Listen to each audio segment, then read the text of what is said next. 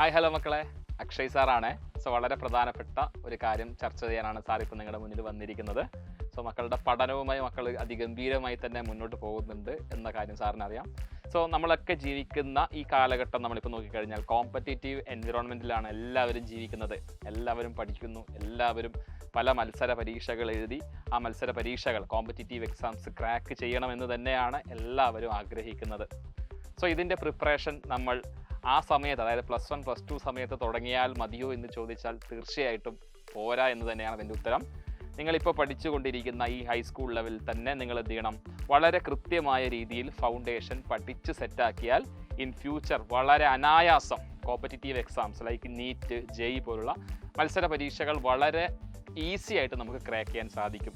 അതിനൊരു ചെറിയൊരു ഉദാഹരണം ഒരു ക്വസ്റ്റ്യനിലൂടെ നമുക്കൊന്ന് നോക്കാം. ഇവിടെ കാണിച്ചിരിക്കുന്ന ചോദ്യം ഒന്ന് നിങ്ങൾ നോക്കിക്കേ. ഇത് മുൻ വർഷങ്ങളിൽ നീറ്റിൽ ചോദിച്ച ഒരു ചോദ്യമാണ്. ചോദ്യം ഇതാണ്: which of the following is a connective tissue? തന്നിരിക്കുന്നതിൽ കണക്റ്റീവ് ടിഷ്യൂ ഏത് എന്നൊരു ചോദ്യം. അതിൽ ഓപ്ഷൻ തന്നിരിക്കുന്ന നോക്കിയോ: cartilage, neuroglia, blood, adipose tissue എന്നിങ്ങനെ ഓപ്ഷൻസ് നമുക്ക് തന്നിട്ടുണ്ട്. ഒരൊറ്റ നോട്ടത്തിൽ ചോദ്യം കാണുമ്പോൾ മക്കൾക്ക് അത് 9ാം ക്ലാസ്സിലെ നമ്മുടെ ടിഷ്യൂസ് എന്ന ചാപ്റ്ററിൽ നിന്നുള്ള ഒരു കണക്ഷൻ നമുക്ക് ഫീൽ ചെയ്യുന്നുണ്ട്. ഇതിൻ്റെ ഉത്തരം ഒന്ന് നിങ്ങളൊന്ന് കമൻറ്റ് ചെയ്യാനൊന്ന് നോക്കിക്കേ.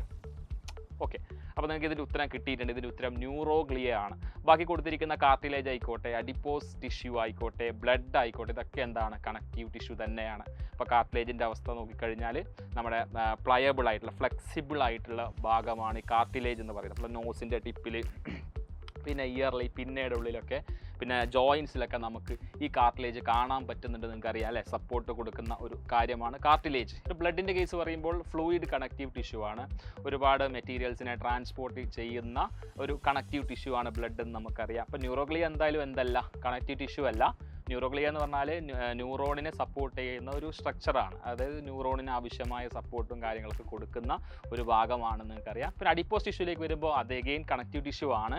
നമ്മുടെ ഫാറ്റിനെയൊക്കെ സ്റ്റോർ ചെയ്ത് വെക്കുന്ന സെൽസ് കണ്ടെയ്ൻ ചെയ്യുന്ന ടിഷ്യൂ ആണ്. ഇപ്പോൾ സ്കിന്നിൻ്റെ അടിയിലും ഓർഗൻസിനൊക്കെ ഒരു ക്യുഷനിങ് എഫക്റ്റ് കൊടുക്കുക, നമ്മുടെ ബോഡിക്ക് ഇൻസുലേഷൻ കൊടുക്കുക എന്നുള്ള ഫംഗ്ഷനൊക്കെയാണ് ഈ അഡിപ്പോസ് ടിഷ്യൂവിനുള്ളത്.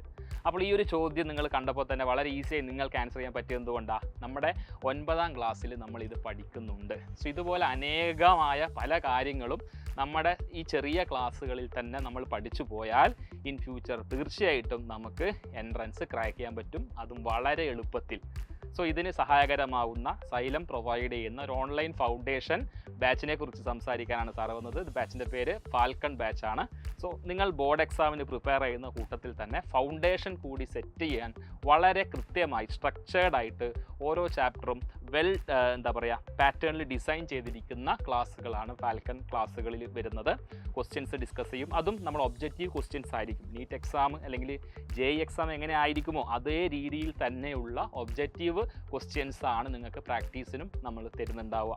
ഈ ഒരു ചാൻസ് ആരും മിസ് ചെയ്യരുത്. ഇതിനോടകം തന്നെ നിരവധി കുട്ടികൾ ഫാൽക്കൺ ബാച്ചിൽ എൻറോൾ ചെയ്തിട്ടുണ്ട്. നിങ്ങൾ ആരെങ്കിലും ഈ ഒരു ബാച്ചിൽ എൻറോൾ ചെയ്യാൻ ബാക്കിയുണ്ടെങ്കിൽ ഉടനെ തന്നെ സ്ക്രീനിൽ കാണുന്ന നമ്പറിൽ കോൺടാക്റ്റ് ചെയ്ത് ഉടനെ തന്നെ അഡ്മിഷൻ ഉറപ്പുവരുത്തുക.